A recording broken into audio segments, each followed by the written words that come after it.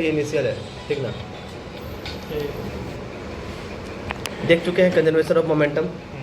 यहाँ पे क्या पता चला, ये जो फोर्स है, तो ये हम लोग मास को ऐसे कांस्टेंट रखेंगे, भी इनिशियल माइनस भी फाइनल लिख बोल सकते हैं, डिवाइडेड बाई डेल्टा टी या T2 माइनस T1 जो भी है, या T final minus T initial, ठीक है, जैसे बोलना है। तो यहाँ पे हम लोग क्या मिला, फोर्स इजकल टू मिला ना, force is equal to m of delta V divided by delta T। हम लोग को वेलोसिटी पर यूनिट टाइम क्या पता है, वेलोसिटी पर यूनिट टाइम क्या होता है, एक्सेलरेशन कहते हैं ना इसको। और यहाँ पे m है, तो F इज इक्वल टू क्या आ गया अपने पास, ma आ गया। प्रूव हो गया, बिल्कुल। क्या प्रूव हुआ, F is equal to delta P by delta T is equal to ma। Proof हो गया, ये हम लोग प्रूव कर लिए, कोई दिक्कत नहीं ना। ये जो है ना रेट ऑफ चेंज ऑफ, ये हम लोग ये जो फोर्स आता है इसको कहते हैं इम्पैक्ट फोर्स, याद रखना है, इम्पैक्ट फोर्स। इसको हम लोग FI से भी दिखा सकते हैं, ठीक है। हम लोग आगे फ्लूइड में एक चैप्टर पढ़ेंगे जिसमें इम्पैक्ट फोर्स के बारे में चर्चा होगा, जो टरबाइन वगैरह ये सब पढ़ते हैं, तो उसका ब्लेड पे कितना इम्पैक्ट फोर्स लग रहा है, तो जिसके वजह से कैविटी ना क्रिएट होती है। इस डायरेक्ट हम लोग जो 75 कुछ पढ़ते हैं ना, यही सबसे पढ़ते हैं, ठीक है।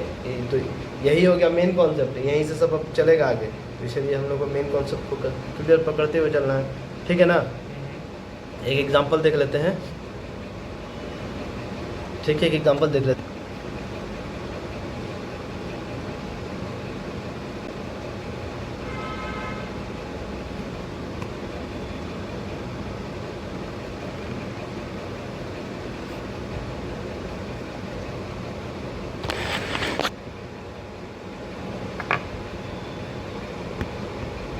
क्या कहता है ना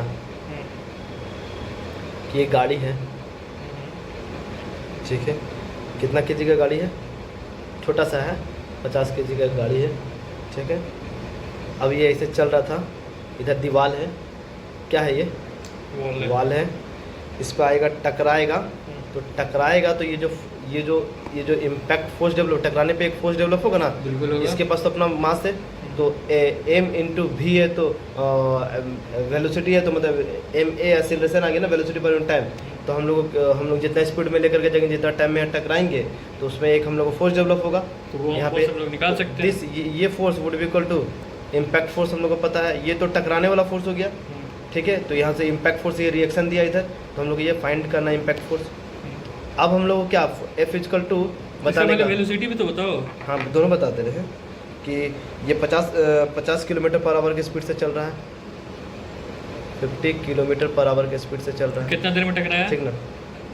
वो देखते हैं ना, आ जाएगा अभी, जो भी है, हम लोग को इतना डाटा से अभी वो मतलब नहीं, हम बस एक रिलेशन देख रहे हैं, ठीक ना, रिलेशन को समझ रहे हैं हम लोग। ये जो मिलेगा ना, ये इम्पैक्ट फोर्स मिलेगा, हाँ। तो हम लोग को यही फाइंड करना है, हाँ। तो हम क्या समझना चाह रहे हैं ना, क्या हम अब यहाँ पे लगा सकते हैं कि F equal to mass into acceleration, possible नहीं ना, नहीं ना लगाएंगे, क्योंकि हम लोग को चाहिए क्या चीज़, इम्पैक्ट फोर्स। तो इम्पैक्ट फोर्स का फॉर्मूला mn थोड़ी जो होता है, इम्पैक्ट फोर्स का फॉर्मूला क्या होता है, delta P by delta T आएगा ना, क्योंकि टकराने पे जो इम्पैक्ट हमको मिल रहा है वो मोमेंटम का रिलेशन ही दे सकता है। अच्छा, समझ में आया।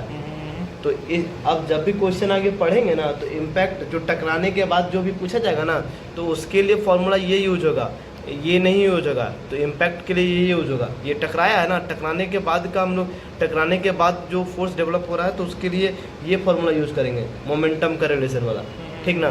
That would be equal to mass of delta V by delta T लिखेंगे। मास तो कांस्टेंट है, यहाँ पे हमको पता है, इसका मास 50 kg दिया, वो पता है हम लोग को। Delta V is equal to V initial minus V final. Finally क्या हो गया, टकराने के बाद 0 हो गया है ना, जब यहाँ पे आके टकराया गाड़ी, तो यहाँ पे वेलोसिटी 0 हो गया। इनिशियली क्या था, 50 था। अब टाइम जो भी दिया होगा, वो अगर उसको सॉल्व करेंगे तभी जाके निकाल सकते हैं हम लोग। मास इंटू एक्सीलरेशन निकाल करके इम्पैक्ट फोर्स नहीं निकाल सकते हैं। अच्छा, समझ में आया ना। लेकिन अल्टीमेटली देखा जाए तो बात तो वही निकल के आ रही है। कैसे वही आ रहा है, भी इनिशियल माइनस भी फाइनल ले रहे हैं ना, अगर इस मैग्नीट्यूड को माइनस करेंगे जो भी फाइनली अगर टकराने के समय जो भी है तो वो अलग वैल्यू आएगा ना। एक्सीलरेशन इक्वल टू मतलब किसे वेलोसिटी पर यूनिट टाइम होता है ना। वेलोसिटी पर तो delta we by delta T होता है, ठीक है। हाँ। मतलब हम नहीं लगा सकते इम्पैक्ट फोर्स एक में, आगे बात अभी उनको क्वेश्चन बताओ, करेंगे ना एक तो। बात उनको हाँ बताओ। हाँ तो यहाँ पे लिख दिया delta B by delta T, हाँ यहाँ पे तुम्हारा आ रहा है वेलोसिटी तुम रख रहे हो, हाँ वी इनिशियल, और यहाँ पे तुम अगर देखा जाए तो भी एम इज इक्वल टू, यहाँ पे तुम भी इनिशियल रखोगे हाँ और यहाँ पे जो टाइम आएगा तुम वो रखोगे। हाँ ठीक है, एक्सीलरेशन बोल सकते हैं उसको, यही ना। तो बात तो वही हो गया ना, एफ इज इक्वल टू हम एम हो वही गया बात बोल एम, रहे हैं। और वी अपॉन टी जो हम किए एक मिनट तो में। हमारा ए अब हो हम गया। बोले हाँ बोलो, इतना अगर अंतर क्या हुआ? अगर हाँ वही बात बोल रहे हैं, अगर वही चीज़ दिया हुआ रहेगा कि मोमेंटम दिया हुआ है, हाँ इम्पैक्ट फोर्स निकालना है, और जब भी दिया हुआ है मोमेंटम के टर्म में दिया हुआ है, तो हम यही फॉर्मूला ना यूज करेंगे। समझ में आया? अगर वो मोमेंटम दिया हुआ है, गाड़ी का मोमेंटम दिया हुआ है, तो हम लोग P1 माइनस P2 लगा करके करेंगे, तो M1 minus M1 V1 minus M2 V2 लगेगा। फिर समझ में आ रहा है? इम्पैक्ट फोर्स लगाने के लिए ये लग तो ये सकता है, ठीक है, लेकिन जब इम्पैक्ट फोर्स निकालना है ना तो ये इस वे में लिख करके सॉल्व करना है, ठीक ना। बस अभी बेसिकली यही कहना है, और कुछ नहीं कहना है, ठीक। क्योंकि आगे तो इस पे ये कुछ नहीं। अच्छा ठीक है, जो मेन रिलेशन है वो समझ लेने का, तो जो मेन है वो देखने का। ये M delta B by delta T बोले ना, हाँ। Delta B F initial equal to delta, अच्छा ठीक है, F impact force equal to क्या, delta P by delta T बोले, हाँ। ठीक है। तो डेल्टा बी इक्वल टू क्या हो गया, V initial minus B final. हाँ। हम लोग क्या बोल सकते हैं, F impact force is directly proportional to initially कितना Initial फोर्स है velocity। गाड़ी का, हाँ। और इन्वर्सली प्रोपोर्शनल फाइनली क्या रहा है, इन्वर्सली प्रोपोर्शनल हो गया ना। कैसे? अगर ये वैल्यू माइनस ये वैल्यू माइनस करते हैं, अगर ये वैल्यू ज़्यादा करते हैं तो ओवरऑल वैल्यू ये कम आया, तो ये डेल्टा वी का वैल्यू कम गया। जब ये डेल्टा वी का वैल्यू कम गया तो इम्पैक्ट फोर्स वैल्यू कम गया। अच्छा। समझे? फिर से बोले, हाँ हाँ समझ गए, कोई दिक्कत है ना। तो डायरेक्टली प्रोपोर्शनल टू किसका हुआ, इम्पैक्ट फोर्स का, इनिशियल वेलोसिटी का, इसका जो इनिशियल वेलोसिटी है। अब इन्वर्सली प्रोपोर्शनल किसका हुआ, इसका हुआ, फाइनल वेलोसिटी का। कोई दिक्कत है ना। तो ये एक छोटा सा कॉन्सेप्ट था जो कि हम लोग को ध्यान रखना है। ठीक। तो दो को चीज़ पढ़ लिए, क्या दो को पढ़े, कंजर्वेशन ऑफ मतलब फंडामेंटल प्रिंसिपल में फ्लूइड का फंडामेंटल प्रिंसिपल जो पढ़े, दो को पढ़े। पहला पढ़े कंजर्वेशन ऑफ मास, दूसरा कंजर्वेशन ऑफ हाँ, मोमेंटम। तो कंजर्वेशन ऑफ मास में क्या पढ़े, ρ1 a1 v1 equal to ρ2 a2 v2। इसको कौन सा फॉर्म कहे थे, इंटीग्रल फॉर्म या differential form? This is called as the integral form. Integral form, differential form is a1 v1 equal to a2 v2। हाँ differential This is form, a continuity हाँ equation। ये continuity equation. इसमें mass का नहीं है इसलिए इसको कंजर्वेशन ऑफ मास इक्वेशन नहीं कर सकते हैं, लेकिन ρ1 a1 v1 equal to ρ2 a2 v2 उसको हम लोग क्या कर सकते हैं, कंजर्वेशन ऑफ मास कह सकते हैं, कहेंगे? इसको ρ इक्वल टू m हाँ m/1 d मास है इसमें, ठीक है। हाँ। पहला हो गया कंजर्वेशन ऑफ मास हम लोग पढ़ लिए, और फिर कंजर्वेशन ऑफ मोमेंटम।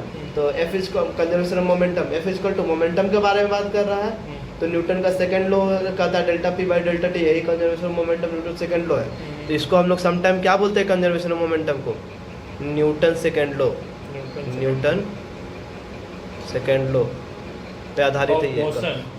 हाँ ठीक है, इस पे आधारित है, न्यूटन सेकंड लॉ का मोशन पे आधारित है। कौन सा, कंजर्वेशन ऑफ मोमेंटम, ठीक है।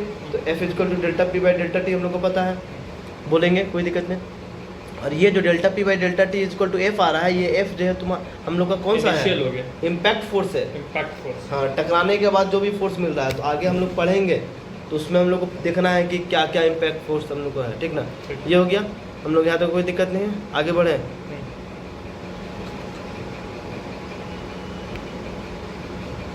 ये दोनों देख लिए और एग्जाम्पल देख लिए, आगे क्या बोलता है तीसरा नंबर बताने का, conservation of energy. Conservation of energy पूरा नहीं लिखते हैं, इतने शॉर्ट में लिखते हैं। कंजर्वेशन ऑफ एनर्जी के बारे में पढ़ते हैं, क्या होता है, पढ़े हैं हम लोग। कंजर्वेशन ऑफ एनर्जी का है ना एक ही इक्वेशन है, mgh। नहीं वो एक इक्वेशन है, लेकिन हम लोग पहले पढ़ते हैं, हम लोग 3 इक्वेशन टोटल।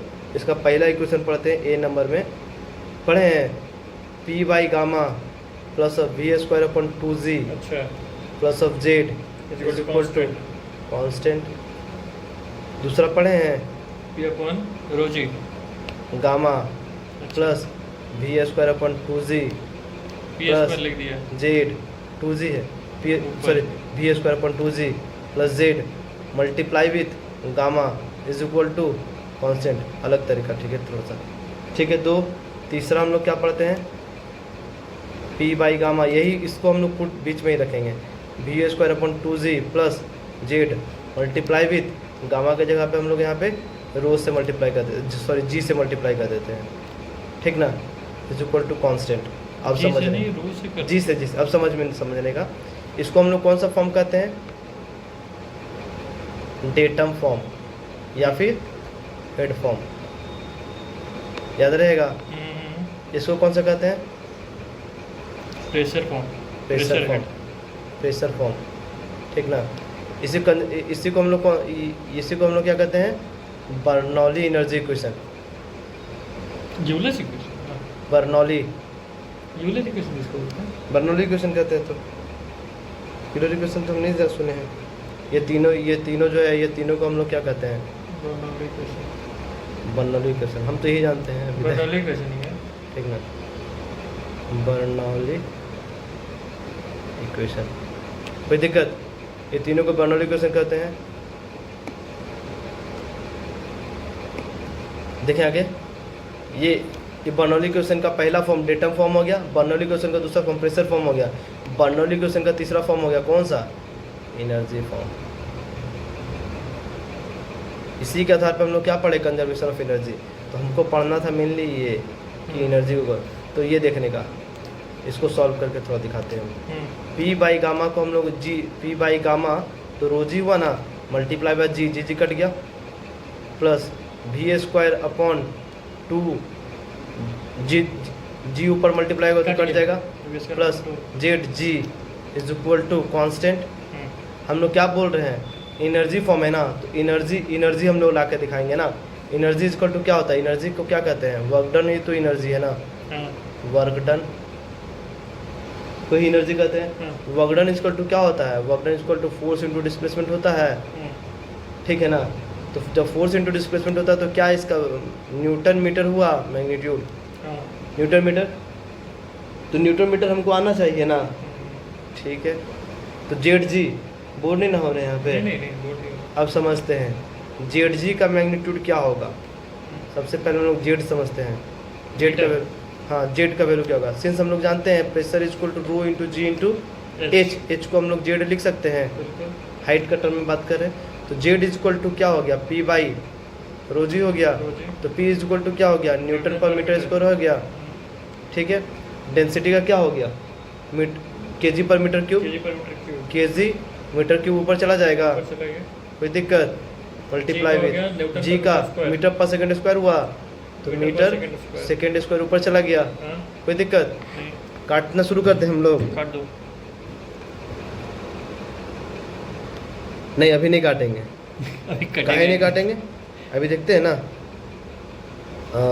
ये जेड लिखे हैं ना, तो जेड का मैग्नीट्यूड हम लोग पहले लिखेंगे, उसके बाद जी को लिख देते हैं यहाँ पे। जेड कितना आ गया, newton metre cube second square, फिर मीटर क्यूब केजी हुआ, जी कितना होता है, मीटर पर सेकेंड स्क्वायर, ठीक है।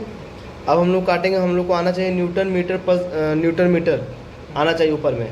जेड तो हमारा आना चाहिए सिर्फ मीटर ना यार, जेड तो मीटर में तो सिंपल तो आइए जाएगा काटेंगे तो, हाँ ठीक ना। तो जेड का लिख रहे हैं, अच्छा नहीं ना, जेड जी लिख रहे हैं ना, तो अभी दिखाते हैं जेड जी किस में आना चाहिए। अभी हम लोग क्या देखें, एनर्जी फॉर्म है ना, एनर्जी क्या है, वर्क डन है ना, वर्क डन क्या, फोर्स इंटू डिस्प्लेसमेंट है ना, तो क्या हो जाएगा, न्यूटन मीटर में आना चाहिए ना, तो न्यूटन मीटर के साथ में कुछ होगा ना, देख लेते हैं न्यूटन मीटर में आता है कि नहीं। मीटर क्यूब निपट गया, सेकेंड स्क्वायर निपट गया, क्या हो गया ऊपर में न्यूटन मीटर हुआ, पर केजी हुआ, तो इसको हम लोग क्या कहें, एनर्जी कहें, केजी भी तो आ रहा है, एनर्जी पर केजी, एनर्जी रेट नहीं, एनर्जी पर केजी कह सकते हैं इसको। तो एनर्जी फॉर्म कह रहे हैं ना, हम सिर्फ एनर्जी का थोड़ी जो बात कर रहे हैं, एनर्जी फॉर्म बोले हैं, इसलिए पहले लिखा हुआ एनर्जी फॉर्म है ये। अच्छा, उसमें एनर्जी का रोल आया, एनर्जी का रोल है, हाँ वो नहीं है, मतलब 1 केजी इतना एनर्जी डेवलप कर रहा है, ऐसा समझ में। और इस एनर्जी की वजह से कुछ राइज होगा तो वही सब हम लोग पढ़ते हैं। तो समझ में आ गया, कोई दिक्कत इसमें नहीं ना, क्लियर हुआ ये बात? हाँ, अभी सही सही बात है। था। हाँ, अभी अब सही है। एग्जामिनर पूछेगा तो प्रूफ करके बता पाएंगे कि एनर्जी फॉर्म क्या है। हैं? बिल्कुल बिल्कुल। अब एग्जामिनर के सामने तो चुप रहने की जरूरत नहीं पड़ेगा, इंटरव्यूअर बोलेगा तो लीजिए सही भैया बात। हम 3 गो फॉर्म पढ़ते हैं, हम्म। तीनों फॉर्म पर बर्नौली क्वेश्चन का 3 गो फॉर्म पढ़ते